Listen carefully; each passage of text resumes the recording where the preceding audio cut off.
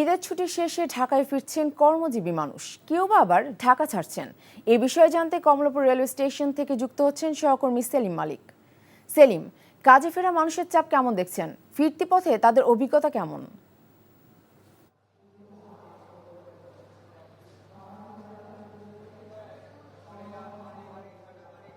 নাফিসা, আসলে সরকারি চাকরিজীবীদের কথা যদি বলি, কাগজে কলমে কিন্তু তাদের আরও প্রায় 2 দিনের মতো ছুটি রয়েছে। তবে যারা বেসরকারি চাকরিজীবী তাদের কিন্তু কাজে ফিরতেই হচ্ছে, কারণ তাদের এরই মধ্যে কিন্তু ছুটি প্রায় শেষ এবং অনেকের হয়তো শেষ হয়ে গেছে। অনেকে কাজে হয়তো আজকেই তাদের জয়েন করতে হবে। এর জন্য কিন্তু আমরা দেখতে পাচ্ছি যে কমলাপুর রেল স্টেশনে যেসব উত্তরবঙ্গ সহ যেসব জায়গা থেকে ট্রেন আসে, সেগুলো কিন্তু প্রতিটি ট্রেন প্রায় বলা যেতে পারে উপচে পড়া ভিড় আমরা লক্ষ্য করছি। এবং সবচেয়ে কিন্তু আরামদায়ক যে যাত্রা, সেটি কিন্তু এই ট্রেনের যাত্রাই। এবং যাত্রীরা যেটি বলছেন যে তারা বেশ স্বাচ্ছন্দ্যে ঢাকায় ফিরতে পারছেন।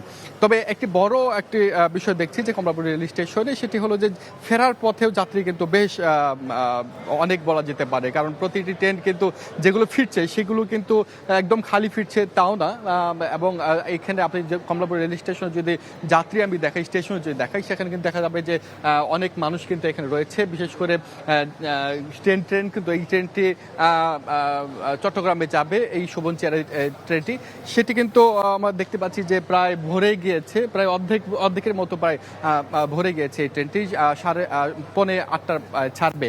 তবে এইখানে যে যারা যাচ্ছে তাদের মধ্যে একটা বড় অংশই কিন্তু যারা ছুটি পাননি, আপনার যারা বিভিন্ন সেবায় নিয়োজিত ছিলেন, তারাই কিন্তু গ্রামে ফিরছেন তাদের পরিবারের সাথে ঈদ কাটাতে। এদিকে আমরা যদি বাসের কথা বলি, বাসও কিন্তু বেশ নির্বিঘ্নে আসছে। প্রতিটি বাস যাত্রী বোঝাই করে আসছে, কিন্তু রাস্তায় যে যানজট সেটি কিন্তু খুব একটি হচ্ছে না বলে যাত্রীদের মুখ থেকে আমরা জানতে পেরেছি। অর্থাৎ এবারে যে যাত্রা, ঈদের ছুটি কাটিয়ে যে ঢাকায় ফেরা, এটি অনেকটাই স্বাচ্ছন্দ্যে ফিরছে বলে আমরা জানতে পেরেছি। তো এই অফিসে এই ছিল আমার কাছে ঢাকায় ফেরা মানুষের খবরাখবর। সেলিম, ধন্যবাদ আপনাকে। দর্শক, জানছিলাম কর্মজীবীদের ঢাকায় ফেরার খবর। বান্ডেল থাকলে প্রতি সেনমানিতে টাকা বাঁচবে।